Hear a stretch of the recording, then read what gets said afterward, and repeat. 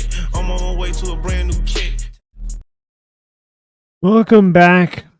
eSIM Studios podcast live stream episode number 122 on this Tuesday afternoon, June 18th, 2024. I want to thank everybody for joining me today. Got let's see, about 3 stories we're going to hit on. One I added really late, but very important, and could and will affect many of you that are viewing this, at least here in the United States. Let me put some music on here. Okay. Sorry. So, big news for Pixel owners. Everybody that's hashtag Team Pixel. We got a new Android beta version that was released today. Android 15 Beta 3. So if you can tell by the thumbnail, I literally just rebooted my device right before I hit live. Expect the unexpected. What's going on, man? Appreciate you joining me today. Thank you very much. I do appreciate it. For all the Pixel owners, look, we've been Apple heavy in the Apple news here in the last few days, but got some Android headlines, right? So if you're a Pixel user, Android 15 Beta 3 was released today. Now, as I mentioned, I literally just hit reboot on my device, and it looks like we're good to go. So I will test this out. Now, we're going to go over all the features, everything that's new. It's basically a stable build. I believe this is the last, or one of the last, I think we'll find out here, one of the last, if not the last, update we will get before the Android 15 stable build comes out. So if you're not on the beta program, you can jump into it if you want to right now, if you're on Android 14, to get a little taste and flavor of Android 15. From what I'm noticing right now, everything is really super fast, very snappy, blazing fast as they always are. Looks to be good. So I will play with this a little bit in my off time. But let's get into the changes. So just to give you a little teaser, we're going to get into this Android 15 Beta 3 news. We're also, speaking of Pixel, we're also going to get into the upcoming Google Pixel 9, which is going to be released here in just a few months. The Pro XL model, so the bigger version of the, I guess it'd be of the 3 this year. Normally I'd say of the 2, but remember they're releasing the Fold with the other Pixels this year. So the Pixel 9 Pro XL just got benchmarked. We got a benchmark test in from the Pixel 9 Pro. It's probably a few weeks ago.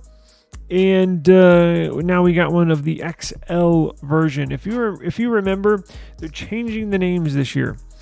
They'll all be Pixel 9. Well, I guess not the Fold, right? So anyways, this is the Pixel 8 Pro. This is the bigger version.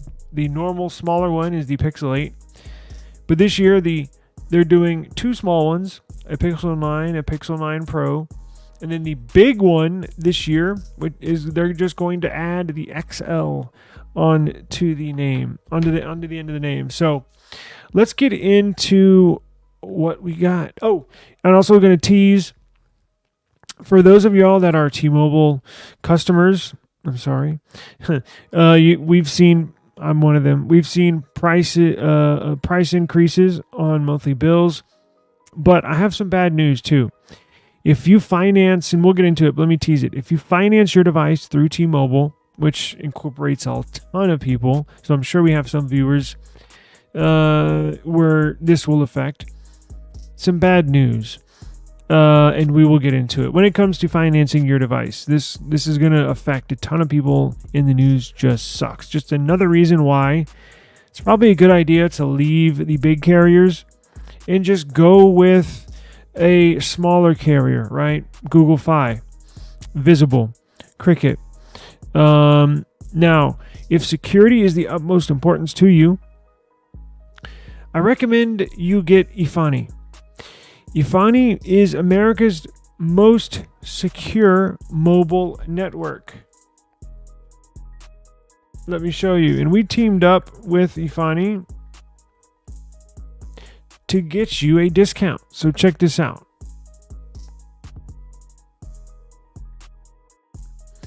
So if you go to Efani, and the link is in the description box below. If you go to Efani, you get $99 off of your plan, off of the Efani SAFE plan, right? Promo code is esimstudios.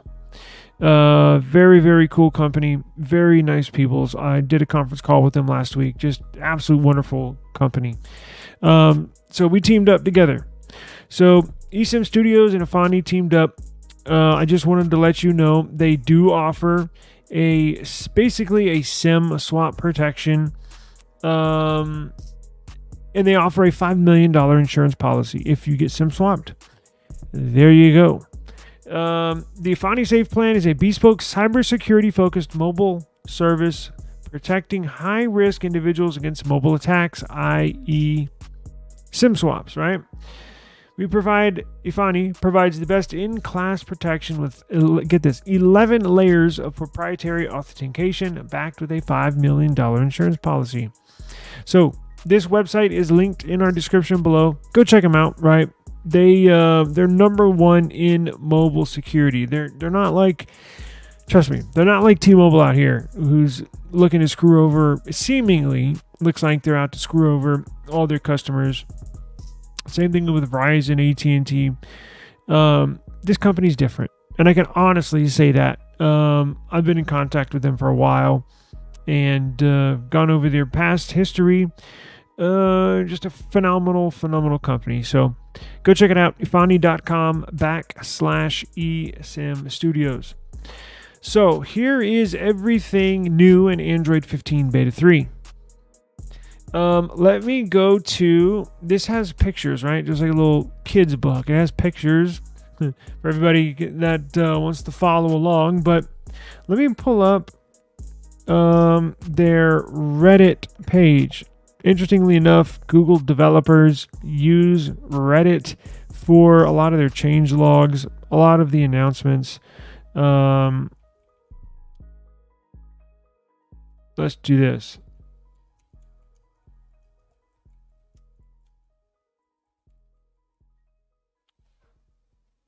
Is this the Android beta?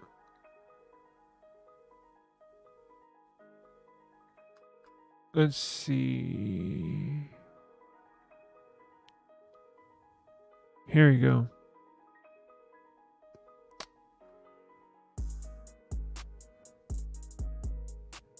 Well, that's where we were going to go. Well, screw it. Let's go there. Okay. It's available today. Android 15 Beta 3. If you're enrolled in the beta program, very easy to do. Just a couple clicks and you'll get enrolled, right? Android 15 Beta 3 is available today with final system behaviors as part of the platform stability milestone. So what does that mean to the average person? Well, this means we're just one step closer to a stable build. Now, I say stable build just because that's what it's categorized in. That's what it's labeled as. But my beta has been pretty stable for the last few months. In fact, I don't only remember one issue I had, and that was solved a few months ago. So we're just that much closer to the, I guess the right term, in my opinion, would be public build, stable public build, which is basically available, which everybody will get and be able to use, even just your average person that has no idea what the beta program is. They just bought a Pixel and they use it. That's technically, I guess, the public release. But let's check out what's new in this beta 3, right? Now, this is available for all Pixel devices down to Pixel 6. So Pixel 6, 6a, 6 Pro, all the way up to 8, 8 Pro, and the Google Pixel tablet, Google Pixel Fold, all that good stuff. So volume menu can no longer be minimized. Right? I'll probably list a bunch of these on our site.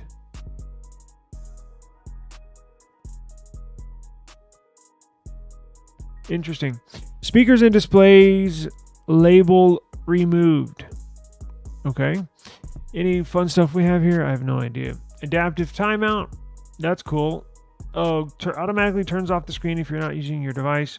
Normally you'll see this one, screen attention, where the screen won't go dim if it knows that your eyes are on the screen. But this is a new one, adaptive timeout. In fact, I don't think I've seen that on any cell phone.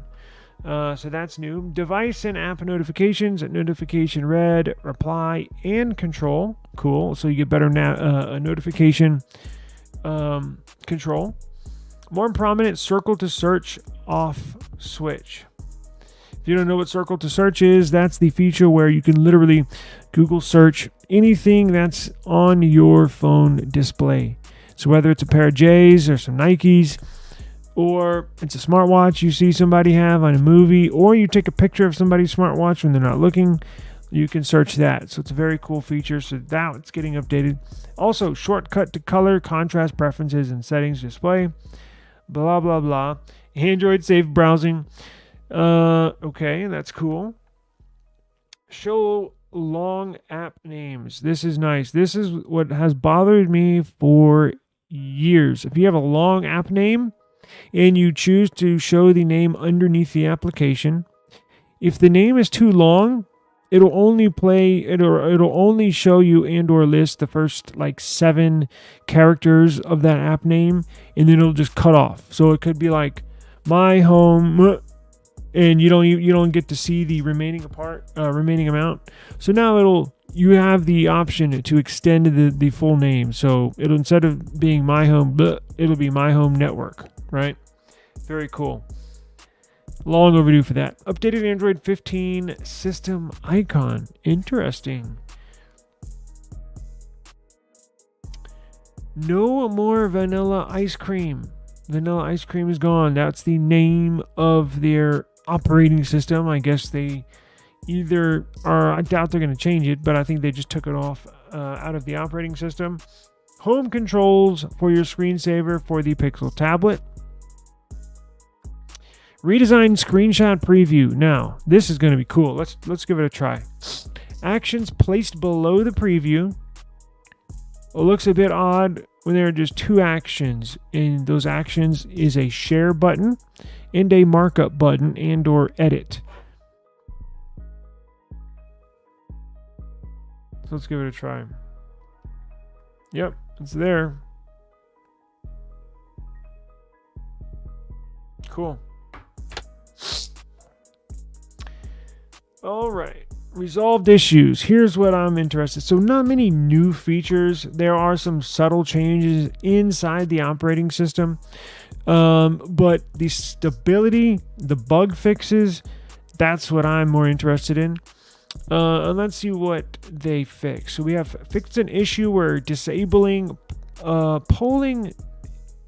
Fixed an issue where disabling polling using the set discovery technology method did not disable polling. Okay. Fixed an issue that prevented the system share sheet from loading in some cases. Fixed an issue that caused the system settings app to crash when accessing screensaver options. Fixed an issue that sometimes caused the screen unlock icon to be displayed when notifications were already on the screen. Fixed an issue that prevented mobile network security settings from being changed. Other resolved issues. Fixed an issue with the Android emulator that caused simple perf to crash when running CPU profile. Bluetooth issues resolved. Resolved an issue where Bluetooth LE scans could persist in the system after an app crash. Fixed a bug in Bluetooth LE legacy advertising. All right.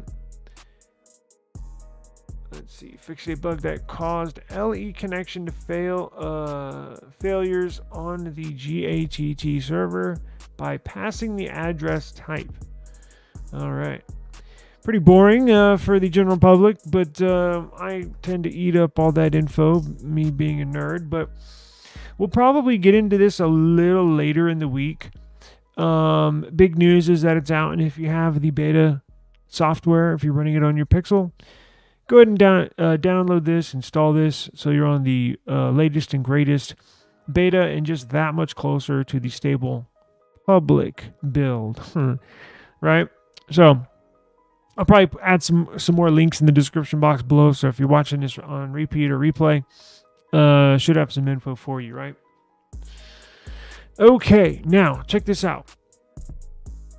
Speaking of Google, speaking of Pixel, speaking of Android, what's going on, Daniel?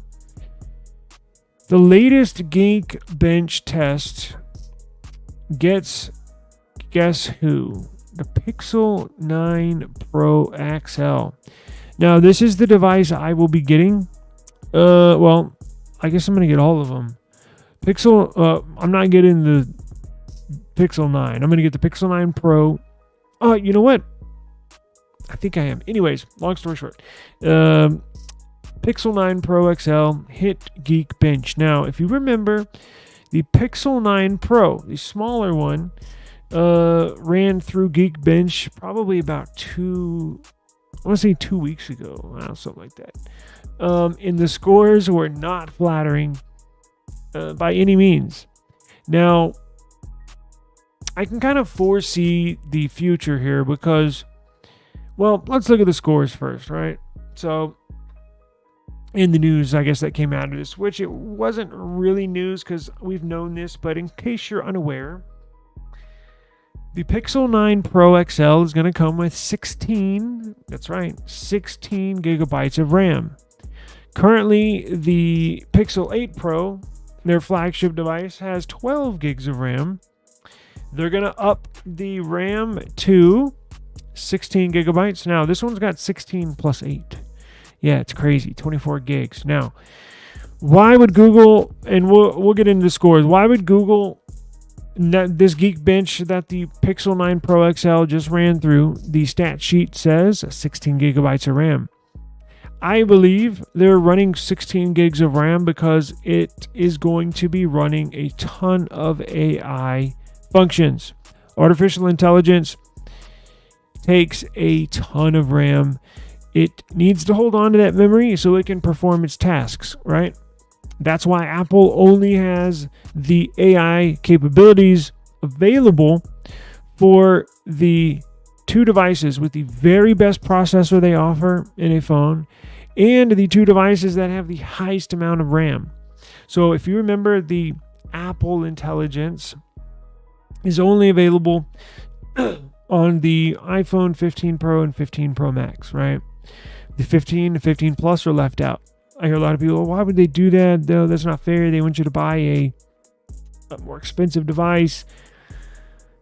Yes, true, but that's not the full reason. The full reason is the 15 Pro and Pro Max have 8 gigabytes of RAM. The 15 and 15 Plus only have 6 gigabytes of RAM. That extra 2 gigs makes a big difference, especially when running artificial intelligence models on your device. If you tried to run the AI models on the 15 and 15 Plus, probably crash, right? It just wouldn't work, or it gets super bogged down. Now, is 16 gigs overkill? Maybe, but look, I'd always rather have way more RAM than way less RAM, right? Trust me, stuff's getting bigger, apps are getting bigger, all this AI stuff's getting more complicated. These models are getting larger, more data. It needs to store that data, what it pulls. I'm talking about the AI functionality. So whatever it does in the background, it needs to pull that data, that information, and set it to the side. And that's what random access memory is for. RAM. Again, we're not talking about the storage, how many gigabytes. I have 128 gigs, 256 gigs. No. That's for files, for photos, for videos. We're talking about random access memory. That's the key memory that your devices really need to perform well under heavy loads, right? So, but getting back to these scores, the Pixel 9 Pro XL. Got a single, now this is Geekbench 6, right? Got a single core score of 1950 and got a multi-core score of 4655. Now this is with the Tensor G4 CPU. And as you can tell down here, can y'all see that? May have to, can I increase that? No. All right. Anyway, y'all should be able to see it. It's kind of fuzzed out, but we got Android 14, Pixel 9 Pro XL, motherboard Komodo. Let's see, it's on the ARM architecture, obviously. So here it breaks down the different cores, octa-core CPU, but there we go. Very last piece of information. At the very bottom line, it says 15.19 gigabytes. Technically, it's 16 gigs, so that's nice. I'm always good to see that because there was a time where these Pixel devices only had 4 gigabytes of RAM. That was like from the OG Pixel.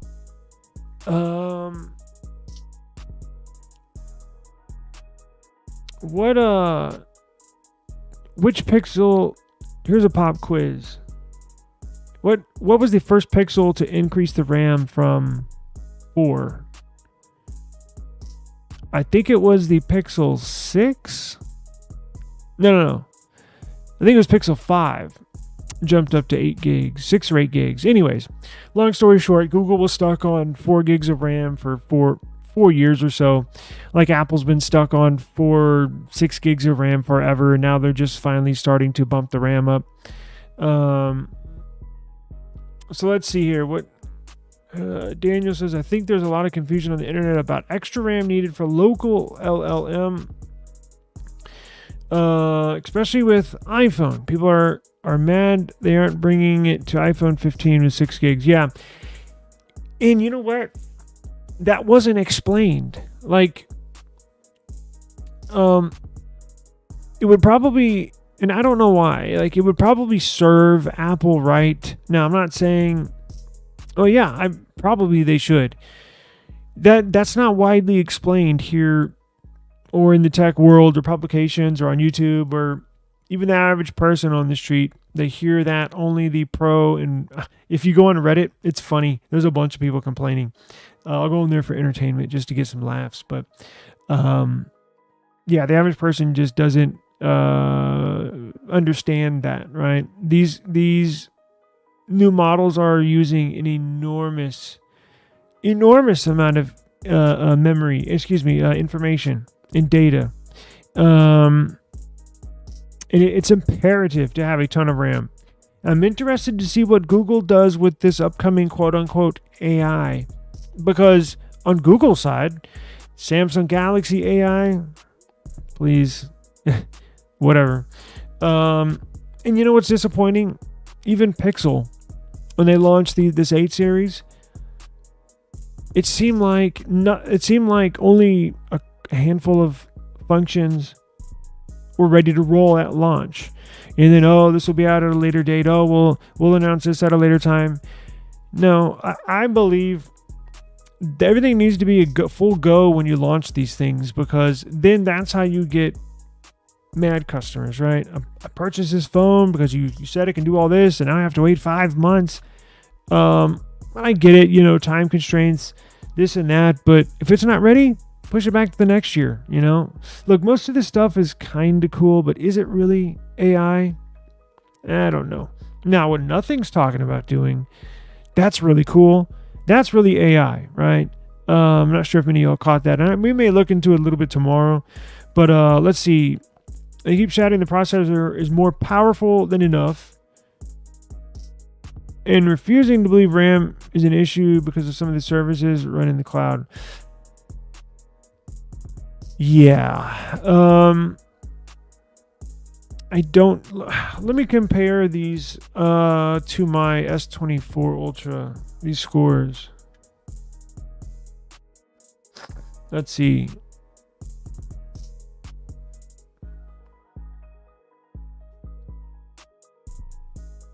So history. Jesus Christ. So I ran my last test on my S24 Ultra on Geekbench. The single core score on an S24 Ultra with a Snapdragon 8 Gen 3 scored a single core score of 2222. The new upcoming Pixel 9 Pro XL that's not released yet scored 1950. And then the multi-core score on this Snapdragon 8 Gen 3 device was 6787.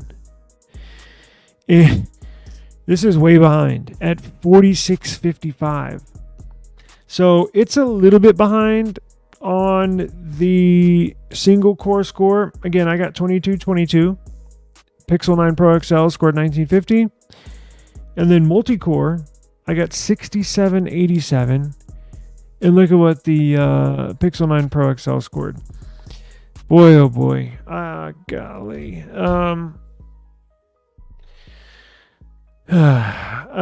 Look. Again, I wonder, I'm curious if the Pixel 9 has any Geekbench ML scores yet. I don't think so. I mean, I'm sure they have. I just don't think it's available. Let's see.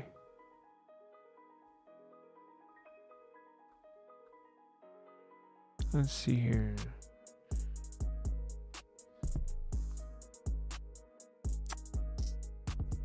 And the standard, what was the standard Pixel 9 Pro, the smaller one? Oh my God, it got an even worse score. Oh no, wait, this is the standard Pixel 9, but it's still going to have the same processor.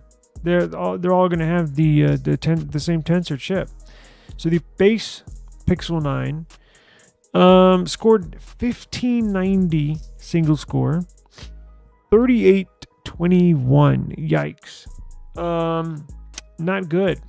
Now, again, I always gonna say this: benchmark's not the end all be all, right? You can't judge a device simply off their Geekbench scores, right?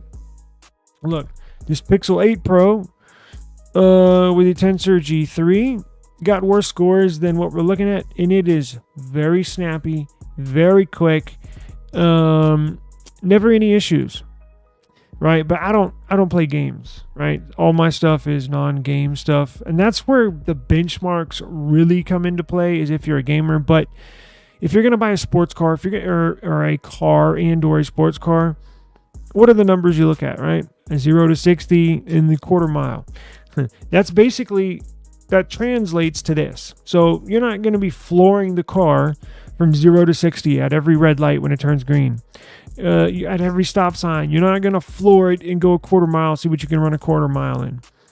But that's what it's capable of, right? That is what a benchmark is for these CPUs and these devices. It just shows you what it's capable of at max performance.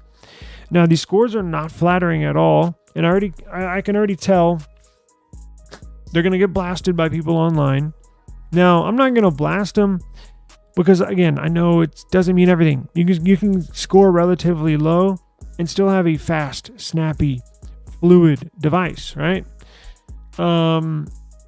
But the general public, the average Joe Blow, or somebody who thinks they know technology, they're just going to look at this and be like, it sucks. And they're just going to write it off just because of these scores. I mean, there's tons of people out there. I'm going to be interested in seeing, yes, Google, they always say, oh, it's not about benchmarks. It's not about this or that. It's about the overall experience, right? The machine learning, the AI. I get that, and I understand that to a certain point. But I don't even care that Google's not really up there with the Snapdragons of the world, with the Apple Bionic CPUs of the world. Shit, even MediaTek now, right? Like. But when you're this far behind, it doesn't really look good, right? But I mean, we're just going to have to wait and see. It's just a wait and see type of deal. Now, could the scores get better? Sure. They can still tweak all sorts of stuff in the CPU with the kernel, with the operating system. But when you see it benchmarked, when you see the scores come out, that means they're trying to tweak it, right? They're running it to see what it can do. So we'll see. So this is not going to be the highest performing device. And remember, didn't Google block the benchmark tests on these devices the first couple weeks they were out? Could be the same thing, right? Up to launch, could kind of see mediocre scores. And then when they're released, it could get a little boost in performance, right? Again, it is a new CPU. But this score is not the one I'm really interested in. I'm really interested in next year's CPU. Again, I'm beating it like a dead horse, right? The next year's CPU is when everything changes. This is their last Exynos-based Tensor branded chip. Next year, it's all Google, 100%. Now, question. What if we're sitting here, same time, same place, and we're on eSIM Studios podcast number 500, right? A year from now. What if the Tensor scores, where they're fully in control, are very mediocre at best? Would that sway your opinion, knowing that? Because I'm not giving them a break on this, or I'm not giving them a mulligan, right? Just because it's an Exynos CPU. You know, they've had their issues in the past, and it's just one of those things. I'm not giving them, like, look, they planned this out very strategically, and everything's on them. Everything's on their shoulders. So I'm not giving them a pass at all. But I'm saying next year, if we're sitting in the same time, same place, just a year from now, where the Pixel 10 series is about to be launched, if they have and the Tensor G5 CPU benchmark scores leak, and we get very these are not average at best scores, mid-range pack. I don't know how I'm gonna feel, right? Maybe I'm expecting too much out of them. Maybe they're gonna stay on this path of don't worry about benchmark scores, worry about the experience. If I was Google, if I was in the Pixel department, that's what I would put out as far as the marketing press, or not. I wouldn't advertise it, but that's what I would put out. These publications, these big publications like Android Central, 9 to 5 Google, the editors-in-chief, the editors of these magazines, these big YouTubers, they talk behind the scenes of Google, and I do too. Just not like that. Like, they're not going to tell me that sort of stuff. They do ask me questions and all sorts of stuff, but not like that. That's what I would tell my marketing team, my PR team. Hey, let everybody know, let the publications know, let the YouTubers know that yes, performance is a something we have interest in, but we're ultimately interested in the overall experience. Something like that. So take it for what you will. It is what it is. We'll just have to wait and see. Check out the Made by. I've seen that. I don't think I've listened to that though. Season 4, episode 6. They discuss how. Oh yes, that's the one episode I saw that. Was this just released, or has this been out for maybe a month or two? Yeah, I listened to that. That's been out for a month or two. I did listen to that. Yeah, and I get it, right? Like, that's why I'm not blasting them. Like, people online are just, talking a bunch of trash. And again, I get it, but yeah, November. Yeah. Oh shit, so it's been out a while.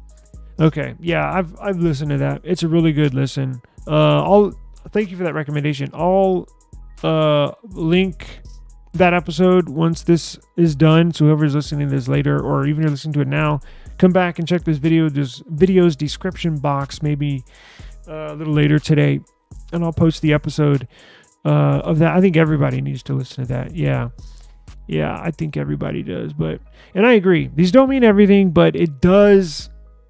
Look, a large majority of people that look at this stuff, because look, there's a large, like my dad, my mom died, but my parents had Pixels, right? They're not looking at benchmark scores. They just want a new Pixel, right? And the people that do have a little interest in the tech and or news are probably just going to look at this headline and say, oh, shit, it's, they're going to think negatively about it. But people like us who are kind of nerds about this, like, I understand what they're doing. It's just hard to convince some dope in Reddit comments, trying to type out and explain what Google's doing, when they just automatically write them off. There's a part where they say how most chips use a portion of their chip when processing, for example, a photo, whereas Tensor lights up almost the whole chip to make most out of all the parts. Yeah. And I think what we're going to see, that's why I'm so excited to see what they have in store for us on the Pixel 10. I think that's when the magic really happens for Google. I think that's when the Pixel really takes off. Because look, for this Pixel 9, they have a really nice design language. Like, it looks really, really nice. It looks very nice. But they don't really, again, Pixel 10, as long as they keep the same design language, they have full control. Because remember, they're constricted to what the Exynos, how it's constructed. Google is constricted to how they can get this CPU to perform, because they're at the mercy of Samsung. They didn't design it, right? They added some stuff here and there, and you can modify how it acts and behaves and what it does when in certain instances. But when you build the thing from the ground up, that's when you can really, really make cool things happen, right? And I think that's kind of where we're at. So, look, in my opinion, am I still getting the Pixel 9 series? Hell yeah. But I'm going to be, it's kind of like an off year. And I hate to say that, because I'm still going to be excited about this one because it looks so good. But I'm pushing all my chips in to the middle of the table for the Pixel 10. I think if they can nail the launch of the Pixel 10, and assuming they continue to make relatively, and they don't have any overheating issues, or, as long as they can keep on this pace, I think they're going to be in a good spot moving forward. Because remember, we talked about it last few days. Apple's got big plans in the next 2 to 3, 4 years. Huge plans for their devices. Like, it's going to take off even more so than what it already has. But you're going to get that excitement back, right? We were talking about people lining up outside the Apple stores. What was it, like Apple 4? I mean, iPhone 4 or 5. Now people don't line up out, and probably still won't. But I'm just saying, because back then you didn't really order online as much as you do now. But I'm just saying, overall excitement, right? You're going to get that excitement back from Apple users when Apple starts putting out this iPhone 17 Slim, iPhone Flip, right? MacBook foldable, iPad fold. People's heads are going to explode, right? So Samsung coming out with a new design, S25. Their foldables are getting better and better and better. So look, smartphone wars are just getting started. So I'm excited to see. And look, like I said, I'm going to get a Pixel 9. Well, we're getting a multiple Pixel 9s. So I just don't know if I'm going to get the Fold. But we'll figure that out. But anyways, I'm still getting one, and I'm still going to love it. So look, even if this is not really impressive, still going to be a very good user experience, because this is a great experience. I mean, it just is. Again, you wouldn't be able to tell we'll end it at this. From using this device, and these are even on this Pixel 8 series, has lesser scores than what we saw here. You wouldn't be able to tell by using it, right? Now, again, I don't play games. Maybe if I played games, I would drop some frame rates and stuff like that. But I do heavy multitasking, business-oriented phone editing, clipping stuff, making videos. So I can't tell. Now, is my Samsung faster at, throwing a video together? Yeah, it is. But it's very fluid, very fast, and nice experience.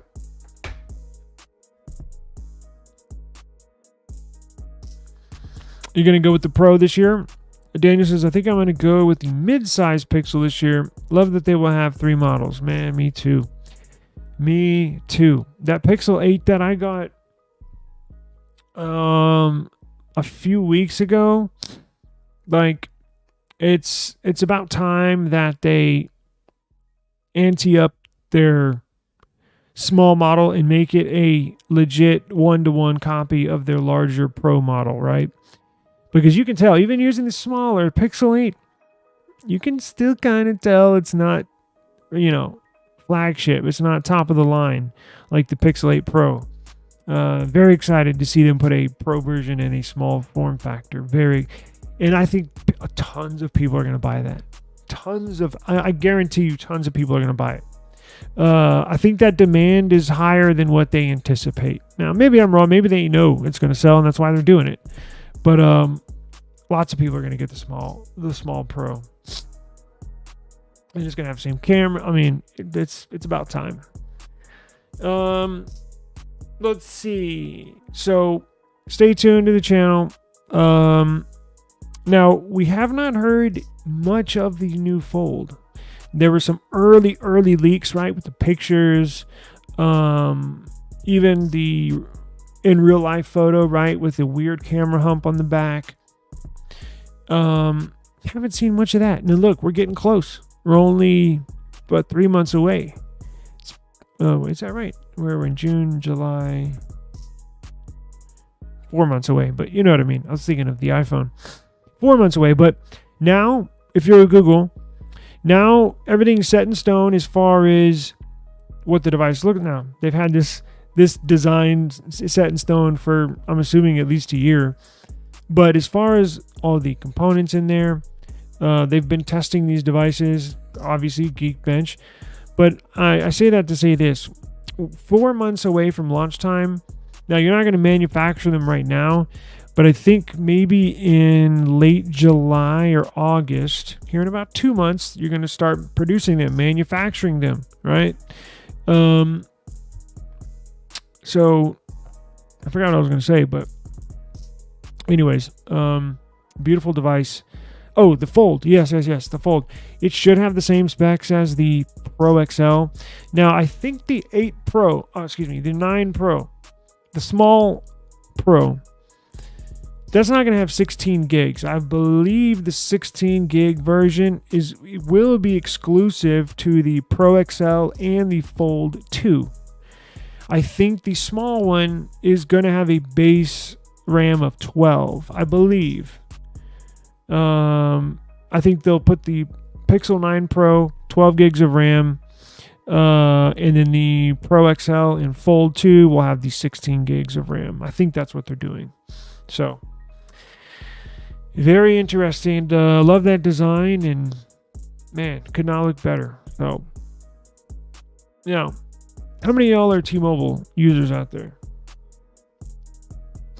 How many of y'all are T-Mobile users out there? I am, unfortunately, a T-Mobile user.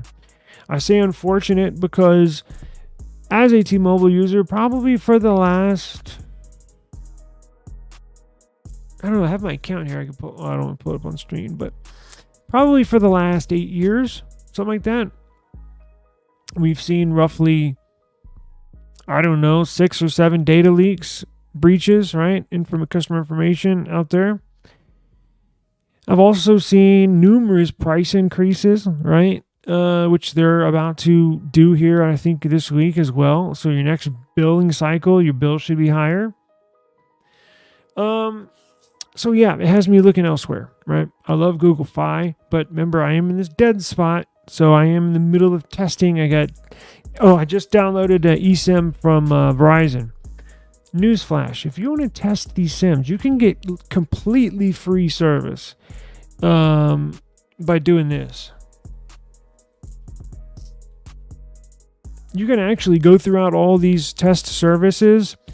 Now they're going to give you a different number every time you get a new test service, but if you don't care, whatever. But check this out. Go to esimstudios.app. Go to Get Service section. Go to Try Carrier Service for free. Here I have listed all of the free services that you can try. Some, the trial versions are a week. Some are 2 weeks. Some are a month. Verizon, T-Mobile, a month free. So that's 2 months free service. I think they're unlimited too. Data, talk, text. Cricket, 2 weeks. Google Fi, 1 week. But look at all this I have here. So what I did, I was like, damn, I haven't tested Verizon in a while. I think it's been about a year. I was like, you know what? We're in a dead spot, so I'm testing services. All different SIMs. I got a Boost Mobile for the Boost Infinite SIM over here, and I got a ton of phones. So I got Google Fi, T-Mobile, Boost Infinite, as I said. I got Cricket, Verizon. So I'm testing all these services. I'm in a dead spot. So I'm trying to find which service provider gives me the very best signal where I'm located. AT&T, honestly, no lie. And it all depends. Just because I say AT&T, I get the best signal and where I'm sitting, doesn't mean you're going to get the best signal with AT&T where you're sitting. It's purely geographihical. Purely depends on where you are physically located when it comes to signal strength, download speeds, what have you. But long story short, go to esimstudios.app, go to the Get Service section, and you can sign up for your... Look, Verizon eSIM trial, 2 minutes, and boom, you got a month free of unlimited Verizon data. Who else is... So Boost Infinite is SIM card only, physical SIM. AT&T and or Cricket is physical SIM. But I think all the other ones are eSIM, which makes it very easy, right? eSIM Studios. Anyways, back to T-Mobile. So check this out. Bad news. Lord have mercy. Continues to get hit after hit to their consumer. So most of the consumers, right? If you're buying a cell phone, majority, and I think I'm not going to waste your time. I think it's like 80-something% of United States cell phone users, which by now incorporates most everybody, 80-something% of United States citizens that use a smartphone get their phone via a carrier. Meaning, when you go into T-Mobile, you need a phone. They say, hey, here's this S23 Ultra, right? Or I guess a better example would be this Plus, because usually they cap the bill credits at $1,000. So they'll say, you walk into T-Mobile and say, hey, I need service, looking to get service. What you got for me? Say, well, we got a good plan, blah blah blah blah, and I can get you this S24 Plus for free, right? The plan comes with $1,000 credits. You like this S24 Plus? We'll give it to you for free. Just sign here and pay here. Well, when you're signing, you're getting the phone for free, but technically it's through bill credits, right? So no matter what phone, and this, what T-Mobile's doing today is specific to T-Mobile. However, I think this is going to become an industry trend. I think you're going to see AT&T do this eventually. I don't know, 6 months, 12 months, 18 months. Verizon, 6 months, 12 months, 18 months. I believe this is going to be an industry trend. So what am I talking about? So T-Mobile will soon prevent early payoff of phones that are receiving bill credits. So if you see a phone, now this is specific to bill credits. So when you get a new plan, there's 2 ways, well actually 3 ways you can get a phone through a carrier. You can just buy it flat out at the retail cost, right? Like shell over $1,000 in cash or debit or credit to purchase this, and then you get service. Then you own the phone, right? Technically, you're just buying it from T-Mobile. That's one way. Two ways is you can finance the device on your plan. So if you're on a T-Mobile plan, and let's say you call into T-Mobile or you go to a T-Mobile store and they say, hey, what's your account info? They get your name, number, look up your account. They go, oh, what do you know? You're due for an upgrade. Do you want a new iPhone? Do you want a new Samsung phone? And you're just like, yeah. And they're like, it's only $28 a month. We can finance it through here and you're out the door. So that's another way. Financing it, basically paying $28, $30, $40 a month. Every month for everyone's different. T-Mobile's 24 months, AT&T's 36 months, whatever. You get the idea. The longer the term, the lesser amount per month you got to pay. That's the second way. Third way is bill credits. So that's the key is with bill credits is when you see the word free. Is it free? Not really, but you get the idea. I mean, so what they're doing is bill credits. So they're financing the phone, and it's going to be added on to your plan monthly, but they go back and then credit that amount to your bill to zero out what you paying per month on this device, right? So that's the third way, and a ton of people do it that way. Not many people pay it outright. The first example I gave, not many. I think majority of people do the financing, right? The deal where you pay $28 a month till it's paid off. And the minority, I don't know what it is, but the minority, but it's still a lot of people, especially when you're talking about T-Mobile, is bill credits. And that's when you see the word free. Whenever you see free, think of bill credits, right? So T-Mobile's not going to let you, because here's why this is important. I was looking into leaving T-Mobile to go to AT&T, right? I finally got the freaking SIM card to work, and it gets better service here, AT&T, where I'm sitting, than any other carrier so far. So I was like, let's see how much it's going to cost to leave T-Mobile and go over to AT&T, right? So I see this pop up today, and I'm like, damn, is this a coincidence? Because literally when I was on AT&T's website, I see this headline. Like, what the hell's going on? Because part of my deal, leaving T-Mobile, I have a phone that we purchased through financing, regular financing, $28, $30, $32 a month, right? And then I have another phone that was free. I got via bill credits, right? So T-Mobile's going to implement where they know that's why you're paying off the device. They're not going to let you pay off the device early. So, they just said that. They're just not letting you pay off any bill credit devices early. You have to see through the plan until it's completed. They're strong arming you to be locked in to a bad deal, essentially, because they're not letting you. That's your that's your right. I mean, it's in the fine print. I know it's in the details, right? If you're not satisfied, I've upgraded so many times throughout the years. I can't tell. I was like, you know what? This time I'm gonna read through the whole thing. I think I got barely halfway, and I was like, this is just gibberish.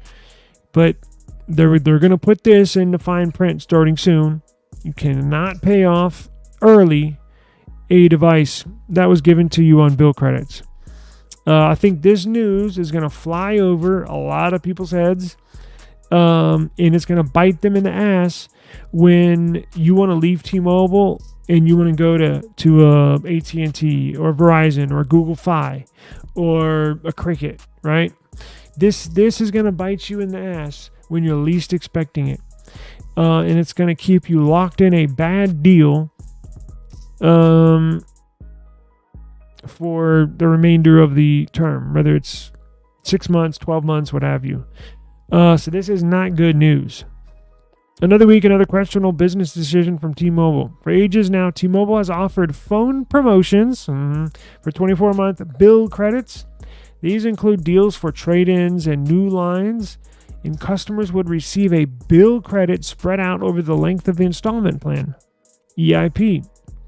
Now, typically, T-Mobile is 24 months. Every carrier is different, but T-Mobile has traditionally been 24 months. Customers had always had the option to pay off their devices early. That's what I was going to do today and switch, but I had a podcast to do, so I didn't get around to it. But customers have always had the option to pay off their devices early, and their bill credits would continue, right? So this allowed customers to get some of their credit limit back to start new EIPs, new installment plans, or go to another carrier, which is what I was going to do. So according to a document that was shared, this document shows T-Mobile will soon require any devices receiving bill credits, and it's called reoccurring device credits in the industry, to maintain an accompanying installment plan. So they're saying you can't pay off this device. Excuse me.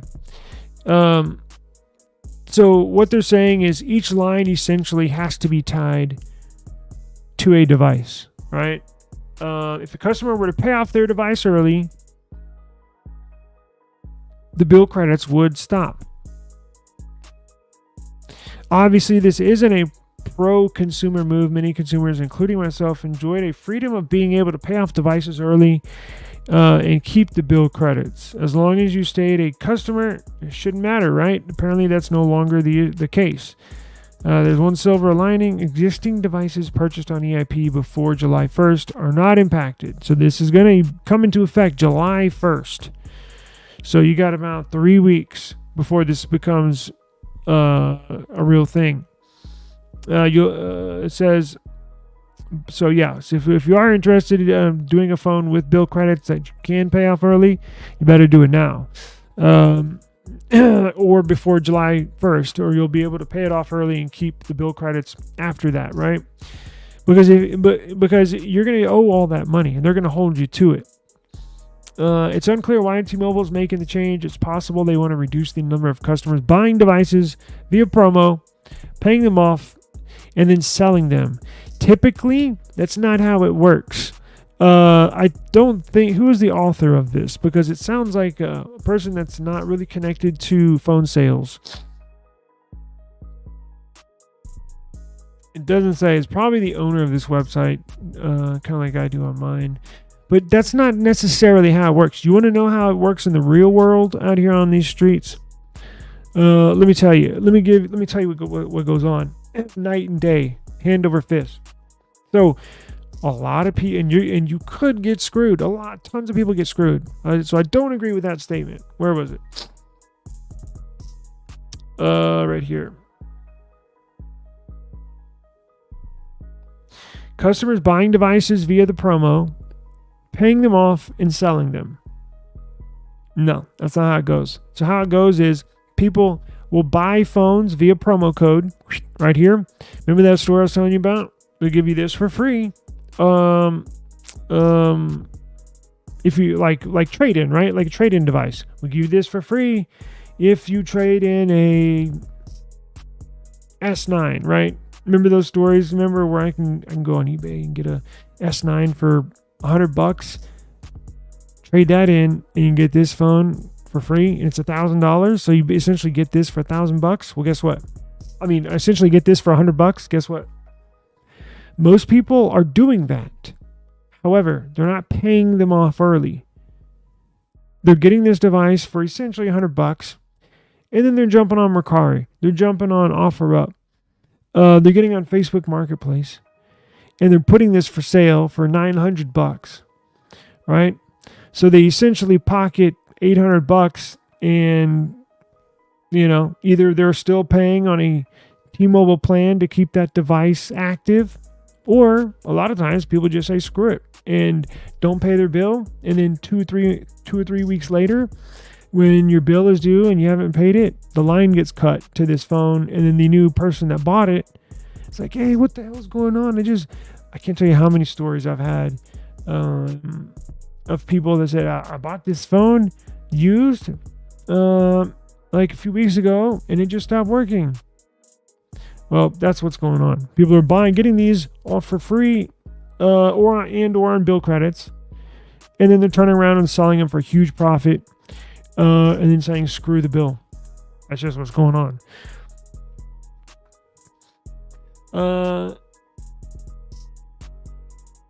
Let's see. It says the company's recent acquisition of Mint Mobile required the company to commit to a reasonable unlock policy. And T-Mobile's own customers just have to use the device on network for 40 days before unlocking.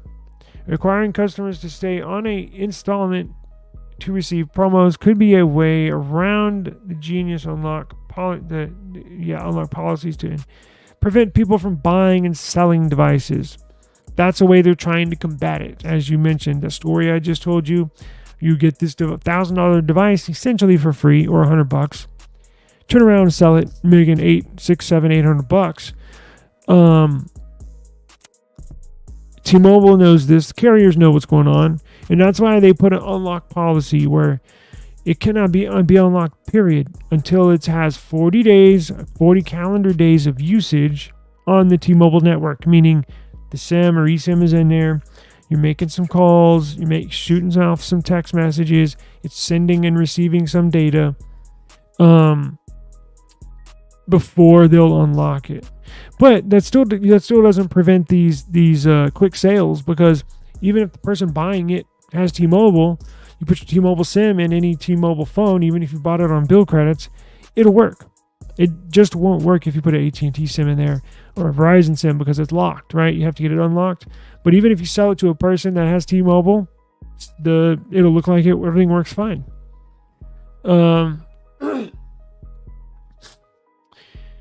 Anyways, that's the news. Be on the lookout, right, for stuff like this. And these are always news stories that I'm going to bring forward, because it does affect you, and it's going to get you when you least expect it, and it's going to be a pain in the ass.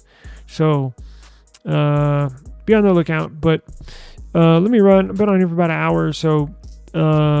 Subscribe to the eSIM Studios YouTube channel.